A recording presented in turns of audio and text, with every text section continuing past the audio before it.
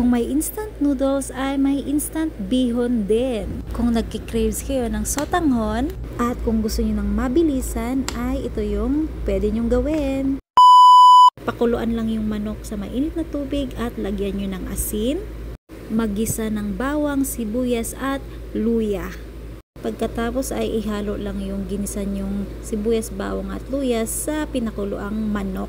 At pag medyo kumulo na ay ilagay lang yung bihon at yung seasonings niya. Hindi mo na kailangan lagyan ng ibang seasoning tulad ng asin, piminta o ano pa kasi ito na yung magbibigay ng panglasa.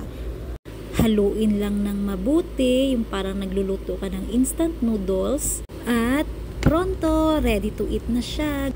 At kung nagmamadali naman kayo ay pwede nyo lang din itong lutuin na parang instant noodles. Hindi nyo na kailangan ng mga manok or mga sangkap. Magpakulo lang ng mainit na tubig at ready to eat na siya. Yun lang, ciao ciao, salamat sa panonood.